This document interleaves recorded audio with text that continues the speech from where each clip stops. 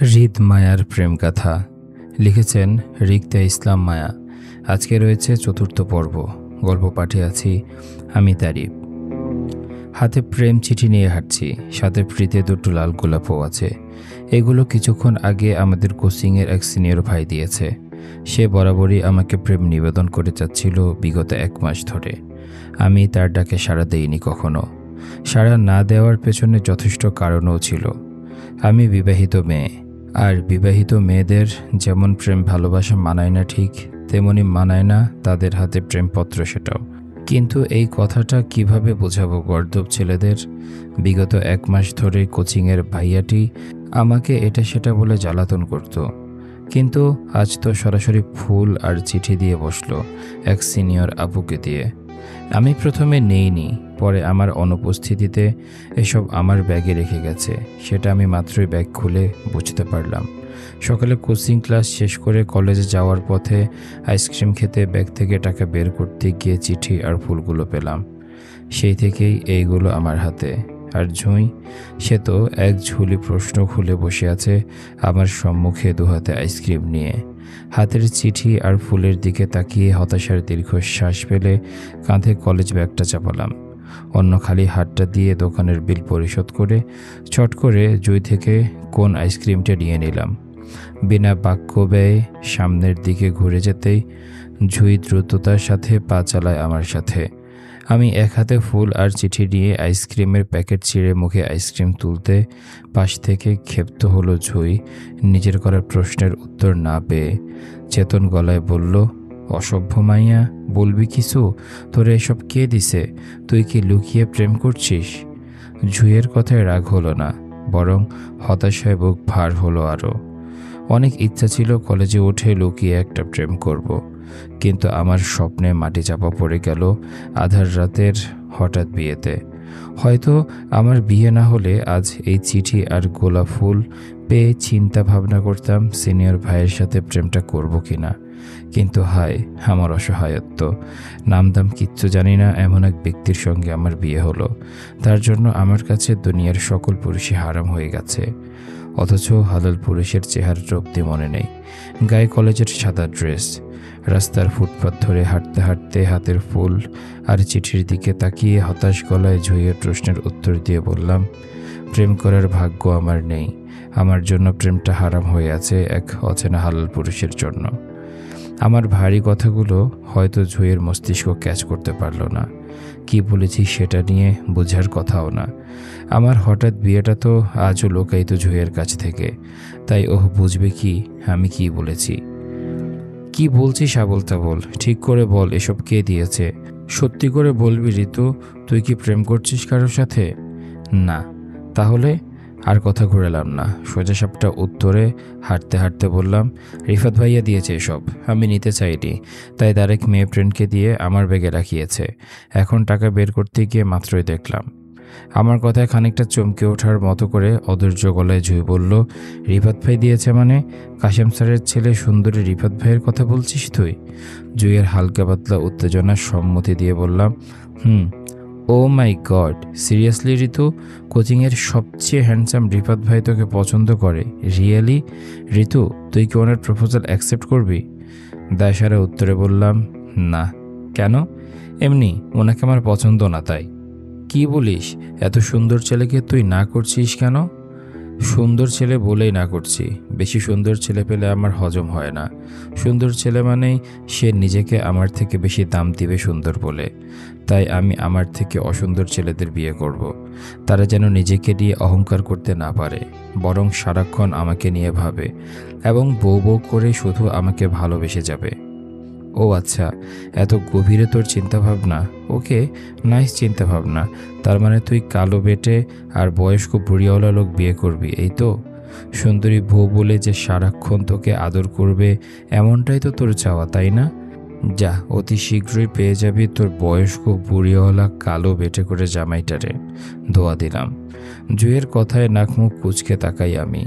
মেয়েটা সবসময় 2 লাইন বেশি বুঝে কথা বলে। এই মাইয়া আমারে দোয়া দিছে নাকি বদদোয়া? রাগে ওর দিকে তাকিয়ে কটমট করে বলি, তোরে বলছি আমি বেটে বয়স্ক বুড়িওয়ালা লোক বিয়ে করব, তুই জানোস আমার জামাই কত লম্বা? আমি তার কাঁধের সমান হই, এত লম্বা সে।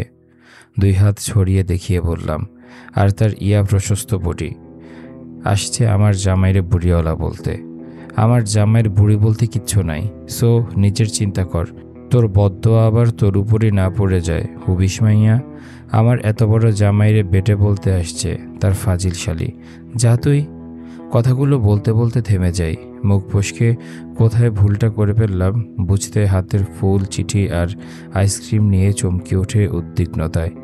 আল্লাহ, আমি এবার শেষ বলে মৃদুস্বরে চিৎকার করে দুহাতে মুখ চেপে ধরলাম ভয়ে। ঝুঁই যে মানুষ, আমাকে আস্ত রাখবে না আর আমার পেট থেকে একটা একটা করে কথা বের করে ছাড়বে। আমি ভয়ের তাড়নায় উত্তেজিত ভঙ্গিতে হতবাক জুঁইকে ফেলে হঠাৎই দৌড় লাগালাম জুঁইয়ের থেকে পালিয়ে বাঁচতে। কয়েক সেকেন্ড দৌড়াতে কানে আসলো জুঁইয়ের রাগান্বিত স্বর আমার পিছন পিছন। রেগে ফায়ার হয়ে আমাকে ডাকছে আর বলছে আমার জামাই কোত্থেকে আসলো সেটা বলে যেতে, নয়তো আজ আমাকে আস্ত ছাড়বে না। দৌড়ানি থামেনি। ভয়ের তাড়নায় দৌড়াতে থাকলাম শুধু। মুখ ফসকে এত বড় ভুলটা কিভাবে করলাম আমি? এবার যদি জুঁই সবাইকে বলে দেয় তো নিশ্চিত আমাকে সবাই মেরে ফেলবে। আব্বুর কানে গেলে তো আমি শেষ, রক্ষা নেই। আল্লাহ তুমি সহায় হও। মনে মনে আল্লাহর নাম নিয়ে দৌড়াচ্ছিলাম। আগামীতে কি হবে সেই ভেবে ভয়ে টানটান উত্তেজনায় বর্তমানের অবস্থানটাও ভুলে গেছিলাম এক মুহূর্তের জন্য। ভুলে গিয়েছিলাম আমি কলেজ ড্রেসে রাস্তায় দৌড়াচ্ছি। আসলে মানুষের মনে যখন ভয় বাসা বাঁধে তখন তার মস্তিষ্ক নাকি অচল হয়ে যায়। আমার ক্ষেত্রেও তাই হয়েছিল। ভয় এতটাই ছিল যে বর্তমান অবস্থানের কথাটা ভুলে হুমড়ি খেয়ে পড়লাম কারো গায়ে। আমার হঠাৎ ধাক্কায় লোকটাও খই হারিয়ে গড়াগড়ি করে দুজনে চটপটাং রাস্তায় পড়লাম। বলতে গেলে ফ্রিতে ছোটোখাটো বাংলা সিনেমার সিন হয়ে গেল। আমি নিচে, সে উপরে। আহা, কি দৃশ্য! তবে আমার কাছে বেশ রোমান্টিক না হলেও সামনের মানুষটার রেগে যাওয়ার মতো যথেষ্ট মজাদার ছিল সিনটা। হয়েছিল তাই। লোকটা আমার উপর রেগে মেগে ফায়ার হয়ে গেছিল। হুমকি ধামকি সব কিছু দিয়ে বসেছিল, তবে সেটা চাপা স্বরে। পাবলিক প্লেসে বলে সেই যাত্রায় বেঁচে গিয়েছিলাম আর কি। আমার স্টুপিড কাণ্ডগুলো। আচ্ছা যাই হোক, এবার আসি মূল কথায়। ঝুঁইয়ের ভয়ে তখন উত্তেজিত ভঙ্গিতে দৌড়াতে দৌড়াতে গুটি কয়েক মিনিটের মধ্যে হঠাৎ করে সেই লোকের সাথে ধাক্কা খেয়ে বসি। আসলে ধাক্কা বললে ভুল হবে।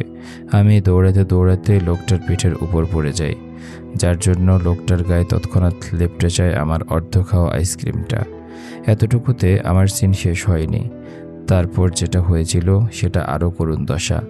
লোকটার পিঠে ধাক্কা লেগে পড়তে গিয়ে নিজেকে বাঁচাতে তৎক্ষণাৎ শক্ত মুঠোয় পেছন থেকে লোকটার কলার আঁকড়ে ধরতে চাইলে ঘটে হিতে বিপরীত।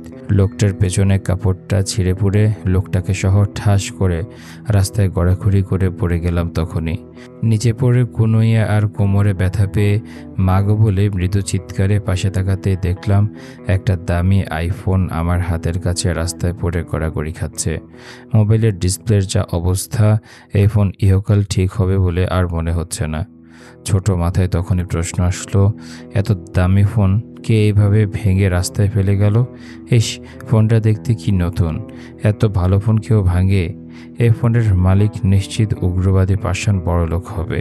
টাকার গরমে রাস্তায় এত দামি ফোন ভেঙে চলে গেছে। এই জাতি সভ্য হবার নয়।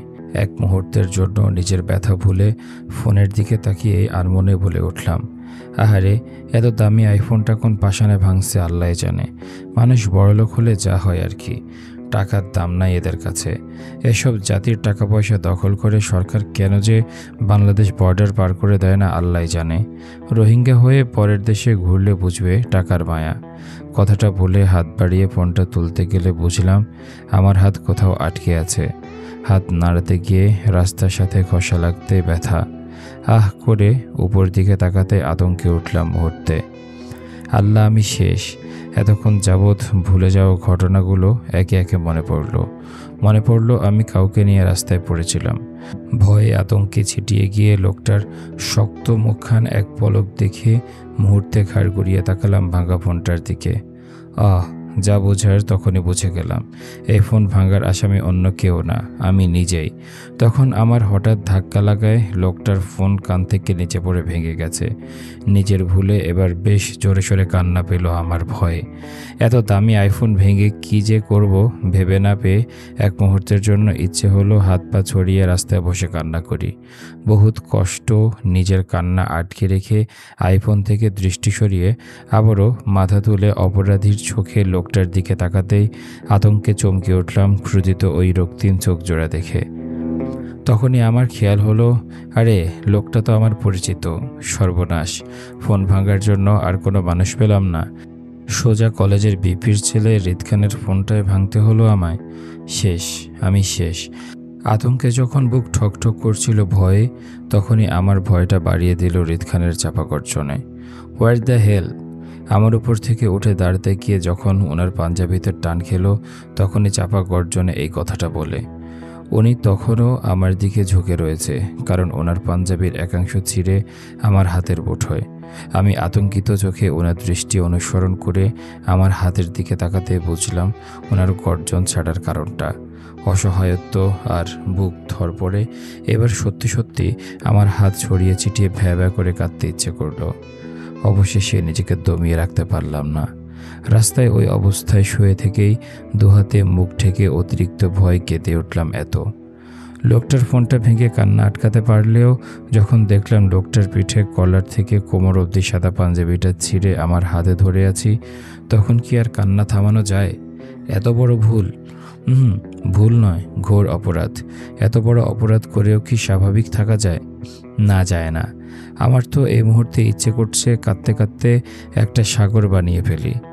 সেই সাগরের পানিতে হৃদ নামক লোকটা ভাসিয়ে দূরে কোথাও পাঠিয়ে দেই, যাতে আমি বেঁচে যাই। আমার কান্নার মধ্যে লোকটা উঠে দাঁড়ালো।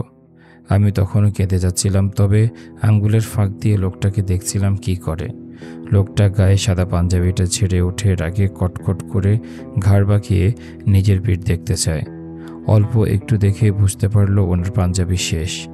তাই চাপার আগে কটমট করে চিবিয়ে চিবিয়ে বলল, নাটক শেষ হলে উঠে দাঁড়ান, নয়তো গাড়ির চাকার সাথে বেঁধে সোজা থানায় নিয়ে যাব।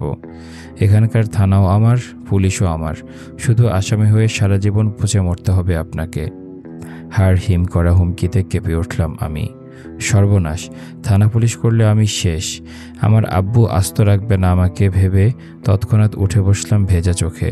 আস্তে ধীরে উঠে দাঁড়ালাম অপরাধীর মতো মাথা নত করে। কান্না ভাঙা গলায় মিনমিন করে বললাম, সরি স্যার, ভুল হয়ে গেছে, মাফ করে দিন। ওনার উত্তর না পেয়ে অপরাধীর মতো চোখ তুলে তাকাতেই চোখাচোখি হলো দুজনের। উনি কেমন কপাল কুঁচকে তাকিয়ে আছে আমার দিকে, দৃষ্টিতে শীতলতা, খানিকটা রাগ আছে, তবে বেশটা বিরক্তির প্রকাশ। আমি ভয় কাচুমাচু করে এদিক সেদিক তাকিয়ে আবারও পালাবার রাস্তা খুঁজছিলাম। তখনই আমার পায়ের কাছে কিছুর আভাস পেয়ে নিচে তাকাতে দেখলাম উনি ঝুঁকে রাস্তা থেকে কিছু তুলছে। প্রথমে ভাবলাম হয়তো আমার বইয়ের ব্যাগ তুলে দিবে আমায়, কিন্তু না, উনি আমার ধারণা মিথ্যা করে যখন আমার পায়ের কাছ থেকে রিফাত ভাইয়ের দেওয়া প্রেম চিঠি আর গোলাপ ফুল তুলে নিজের হাতে নিলেন, তখনই ভয়ে চমকে উঠলাম। আল্লাহ, উনি আমার চিঠি হাতে নিচ্ছেন কেন? লজ্জায় অস্বস্তি বোধ করতেই উনি উঠে দাঁড়ায় চিঠি আর ফুল নিয়ে। উল্টে পাল্টে চিঠির খামটা আর গোলাপ দুটো দেখে আমার দিকে তাকিয়ে কপাল কুঁচকে প্রশ্ন করে বলল, লাভ লেটার? আমি অস্বস্তিতে আছড়ে পড়ছিলাম বারবার।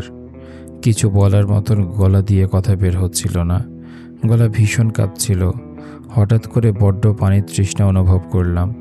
বুঝলাম আমি ওনাকে ভয় থেকে ভীষণ লজ্জা পাচ্ছি। তাই হুট করে হাত বাড়িয়ে ছু মেরে ওনার হাত থেকে চিঠিটা নিতে চাইলেও নিতে পারলাম না, কারণ উনি আমার থেকে আরও এক ধাপ এগিয়ে তৎক্ষণাৎ চিঠিটা মাথার উপরে তুলে ফেললেন। আমি অস্বস্তি বোধ করে জড়ানো গলায় হাঁসফাঁস করে বললাম, এটা দিন আমাকে। কেন? ওটা আমার ছিল। আমার ছিল বলতে এখন নেই। ছিল শব্দটা অতীতে চলে গেছে। বর্তমানে এটা আমার।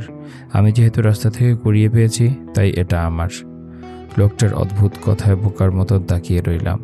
কি বলে এসব? আমার চিঠি ওনার কি করে হয় আবার? রিফাত ভাইয়ের সাথে কি উনি প্রেম করবে? ছেলে হয়ে ছেলের সাথে প্রেম? তখনই উনি গম্ভীর গলায় বলে ওঠে, আউট। বিষণ্ণ মনে বললাম, মানে? আমার কথায় হেলদোল হলো না ওনার। গোলাপ দুটো ডিল মেরে ফুটপাতের ড্রেনে ফেলে হাতের চিঠিটাও মুষ্টিতে দলা মুষ্টা করে ড্রেনে ফেলে দিয়ে আমার দিকে তাকালেন। হাতের ঘড়িটা এক পলক দেখে দায়সারা উত্তরে বললেন, এই যে শেষ, নেক্সট টাইম আমার চোখের সামনে পড়া নিষেধ। কথা অমান্য হলে জীবনও শেষ। মানে এটা কোনো কথা? কেউ কি কারোর সামনে ইচ্ছে করে যায় নাকি? আমি কি এখন ইচ্ছেকৃত কিছু ঘটিয়েছি ওনার সাথে? সব কিছুই অনাকাঙ্ক্ষিত।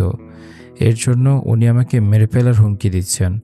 আমার মতো অপরিচিত মেয়ের সাথে ওনার কী শত্রুতা? আমি প্রথম দিন থেকেই কেন বাজে আচরণ করছে, এখন আবার মারার হুমকি দিচ্ছে। আচ্ছা, লোকটা সন্ত্রাসী নয় তো? হতে পারে, হু নোস। যদি দেখা হয় তো? আমার হঠাৎ প্রশ্নে ওনার মধ্যে হালকা পরিবর্তন ঘটল। এক কদম এগিয়ে এসে আমার দিকে হালকা ঝুঁকে ওনার 2 আঙ্গুল বন্দুকের মতন করে তাক করলো আমার গলার উপর ও থুতির নিচে। বেশ সিরিয়াস গলায় বলল, কথার অবাধ্য হলে গুলি যে কোথায় করব নিজেও জানি না। অপরিচিত কাউকে যে এমনভাবে হুমকি দেয়া যায় আমার জানা ছিল না। আমি অপরিচিত হয়েও যদি আমার সাথে এমন ব্যবহার করে, তাহলে পরিচিত মানুষের সাথে কী রকম ব্যবহার করেন আল্লাহই জানে। এমন উগ্রবাদী তেড়া মানুষটার গার্লফ্রেন্ডগুলো টিকে তো? বড্ড জানতে ইচ্ছে করলো আমার ছোট্ট বোনে। তবু মুখ বাঁকিয়ে প্রশ্নটা করার সাহসটা হলো না। আবার চুপও রইলাম না। ভয়ার্ত মুখে নেবে যাওয়া গলায় আস্তে করে বলল, আপনি আমার সাথে এমন করেন কেন? আমি তো ইচ্ছে করে আপনার ফোন ভাঙিনি। ভুল। আউট। লোকটার গম্ভীর গলায় কেঁপে উঠলাম আমি। আবারও অপমান। এবার তো আমি ওনার রুমে নেই, রাস্তায় দাঁড়িয়ে আছি। রাস্তা থেকে আউট হয়ে কোথায় যাব? আকাশে? অপমান সহ্য করতে না পেরে বলে ফেললাম, অপরিচিত মানুষের সাথে ভালো ব্যবহার করতে হয়। আমার কথায় যেন চটে গেলেন উনি। তীর মেজাজে চিবিয়ে বলল, জ্ঞান দিতে বলছি, আপনার শুকরিয়া আদায় করা দরকার আপনি আমার পরিচিত কেউ নন। নয়তো যে ডানা মেলে রাস্তায় উড়ে বেড়াচ্ছেন, সেই ডানার পাখনাগুলো কবে ছাঁটাই হয়ে যেত আমার হাতে। নাও আউট। লোকটার রাগান্বিত মেজাজের ভয়ে চিটিয়ে গেলাম আমি। কি সাংঘাতিক লাগে লোকটা রেগে গেলে। আর কিছু বলার সাহস পেলাম না। ব্যাগ নিয়ে যে বেগে দৌড়ে এসেছিলাম, সে বেগে দৌড়ে পালিয়ে গেলাম। জীবনের বেঁচে থাকলে সজ্ঞানে কখনো লোকটার সম্মুখীন হব না। অসভ্য নেতা। মায়া যেতেই হৃদ বিরক্তির চোখ তুলে নিজের ভাঙা ফোনটার দিকে তাকালো। জরুরি ভিত্তিতে চট্টগ্রামে এসেছিল দাদা বাড়িতে, কিন্তু মাঝে গাড়ির টায়ার পাংচার হওয়ায় বডিগার্ড পাঠিয়েছে গাড়ির টায়ার চেঞ্জ করতে। এর মধ্যে ফোন আলাপ করছে দাঁড়িয়ে দাঁড়িয়ে। কিন্তু হঠাৎ করে মায়ের আগমনে ফোনটাও ভাঙল। এমন না যে ফোন ভাঙায় রিয়েক্ট করতো না, অবশ্যই রিয়েক্ট করতো, কিন্তু চোখের সামনে মায়েকে দেখে তার রিয়াকশনটা উল্টো দিকে চলে যায়। মেয়েটাকে দেখলে কেন যে তার বড্ড পরিচিত লাগে। হারিয়ে যাওয়া বউটার কথাও মনে পড়ে। আজ বিগত 1.5 বছরের উপর হয়েছে তার হঠাৎ বিয়েটার সময়কাল। এতদিন তার তেমন একটা বিয়েটা সম্পর্কে জানতে ইচ্ছে হয়নি, কিন্তু সেদিনকার কলেজ ফাংশনে মেয়েটিকে দেখেই তার হারিয়ে যাওয়া বউটার কথা মনে পড়ল ভীষণ করে।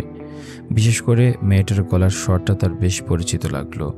হ্যাঁ, সেদিন ঝড়ের রাতে অ্যাক্সিডেন্টে তার হুঁশ তেমন ছিল না, যার জন্য সাহায্যকারী মেয়েটার মুখটা স্পষ্ট দেখতে পায়নি সে। ঝাপসা ছিল মুখটা, কিন্তু মেয়েটার কণ্ঠটা আজও তার কাছে স্পষ্ট। তারপর কাজী সাহেবের দেওয়া কাবিননামায় দেখেছিল সে তার বউয়ের নামটা রিক্তা ইসলাম মায়া, বাড়ি ব্রাহ্মণবাড়িয়া। ব্যাস এতটাই দেখেছিল। তার বউয়ের সম্পর্কে আর কিছু জানে না সে, জানার ইচ্ছাও নেই। কিন্তু সেদিন ফাংশনে এই ইসরাত নামক মেয়েটার মুখে ব্রাহ্মণবাড়িয়া শব্দটা শুনে চোখ তুলে তাকিয়েছিল সে। দেখেছিল মেয়েটাকে, বেশ পরিচিত মনে হয়েছিল মুখটা। সে প্রথমে সন্দেহ করেছিল মেয়েটা তার বউ হতে পারে ভেবে। এজন্য মূলত ফাংশন শেষে দ্বিতীয়বার সাক্ষাতে সে মেয়েটার নাম জিজ্ঞাসা করেছিল, কিন্তু মেয়েটার নাম ইসরাত জাহান বলায় তার সন্দেহ দূর হয়ে যায়। বুঝতে পারে এই মেয়েটি তার হারিয়ে যাওয়া বউ নয়। কিন্তু তারপরও কেন যেন মেয়েটাকে দেখলে তার রাগ হয়, তাও জানে না। সে কি আশায় ছিল এই মেয়েটা তার পালিয়ে যাওয়া বউটা হতে পারে এজন্য? হয়তো। যদিও মেয়েটা তার পালিয়ে যাওয়া বউ হতো তাহলেই বা কি? বউকে দিয়ে তার কি দরকার? কোনো দরকার নেই। বিয়েটা সে মানে না। এমন হঠাৎ বিয়ের ভিত্তি নেই তার কাছে। সেখানে এই বেয়াদব মেয়েকে তো বউ হিসেবে আরও দরকার নেই। নিজের চিন্তাভাবনাটাই হৃদ নিজের পোড়ানে কাটল তৎক্ষণাৎ। নিজের ভাবনায় নিজের বিরুদ্ধতা করল। না, এই বেয়াদব মেয়েটাকে তার বউ হিসেবে নিজের জন্য দরকার না হলেও অন্তত আজকে একটা থাপ্পড় মারার জন্য হলেও মেয়েটা তার বউ হওয়া দরকার ছিল। রাস্তায় দৌড়াদৌড়ি করে প্রেম চিঠি নিয়ে ঘুরে বেড়ানো বের করত। মাথায় তুলে আছড়ে আছড়ে যদি দম না বের করত তাহলে তার রাগটা কিছুতেই কমতো না। বেয়াদব নারী। হৃদের চিন্তাভাবনার মাঝে গাড়ি এসে থামল। আসিফ গাড়ি থেকে নেমে দ্রুত পিছনে দরজা খুলে দিতেই হৃদ গম্ভীর মুখে উঠে বসলো গাড়িতে। ড্রাইভারের সাথে আসিফ সামনে বসতেই গাড়ি চলতে শুরু করলো আরাফ খানের বাড়ির উদ্দেশ্যে। হৃদ গা এলিয়ে সিটে বসতেই সামনে থেকে আসিফ প্রশ্ন করে বলল, ভাই আপনার পাঞ্জাবি ছিঁড়ল কিভাবে? কিছুক্ষণ আগেও তো ভালো ছিল। হৃদ আসিফের দিকে তীক্ষ্ণ দৃষ্টিতে তাকিয়ে উঠে বসল। আসিফের প্রশ্নের সরাসরি উত্তর না দিয়ে নিজ বাক্যে বলল, তোর আমার অ্যাক্সিডেন্টের কথা মনে আছে? 2017-তে চট্টগ্রাম থেকে ঢাকা ফেরার পথে নরসিংদী জেলায় হয়েছিল সেটা। হৃদের কথায় আসিফ তৎক্ষণাৎ সম্মতি দিয়ে বলে ওঠে, জি ভাই মনে আছে। আসিফের সম্মতিতে হৃদ পুনরায় সিটে গা এলিয়ে দিতে দিতে বলল, বুঝেছিস আসিফ, আমার একটা বিয়ে হয়েছিল সেদিনটাতে। বলতে গেলে অনাকাঙ্ক্ষিত বিয়ে। আমাকে সাহায্য করা মেয়েটাই আমার বউ। অসুস্থতার জন্য বউটার ফেসটাও দেখা হয়নি, নাম পরিচয় কিচ্ছু জানি না, শুধু বউটার কণ্ঠটা একটু করে মনে আছে। এখন মনে হচ্ছে তোর ভাবিকে একটু দেখার জন্য হলেও তার খোঁজ করার দরকার। যা তো তোর পলাতক ভাবির খোঁজ করতো, অনেক তো হলো তার লুকিয়ে লুকিয়ে বেড়ানো, এবার না হয় স্বামীর মুখ দর্শন করবে। হতবাক আসিফ চোখ দুটো বড় বড় করে তাকিয়ে থাকলো হৃদের দিকে। হৃদ ভাই বিয়ে করেছে? কই, সে তো জানতো না, তাকে বলেনি এতদিন। এত বড় সত্যি কথাটা যদি কোনো কারণে খান পরিবারের কানে যায় তাহলে তোলপাড় হয়ে যাবে, সর্বনাশের কাণ্ড ঘটিয়ে বসবে এক একজন। তাছাড়া হৃদ খানের মতো মানুষ শুধু বউয়ের মুখ দেখার জন্য এতদিন পর খোঁজ করবে এমনটাও নয়। নিশ্চিত কিছু তো একটা মনে আছে। আসিফ জি ভাই বলে সম্মতি দিয়ে সামনে ঘুরে গেল। হৃদকে আর কিছু বলার মতো সাহস পেল না, কারণ হৃদের পার্সোনাল বিষয় প্রশ্ন করা একদমই পছন্দ করে না। হৃদ নিজ থেকে যতটুকু বলবে ততটুকুই সবাই শুনতে পারবে, এর বেশি প্রশ্ন করা নিষেধ। এই ছিল আজকের পর্ব। কেমন লেগেছে তোমাদের কমেন্ট করে জানিয়ে দিও। দেখা হচ্ছে পরের পর্বে, ততক্ষণ পর্যন্ত সবাই ভালো থাকো, সুস্থ থাকো। আজকের মতো আমি তারিফ এখানে বিদায় নিচ্ছি। আল্লাহ হাফেজ।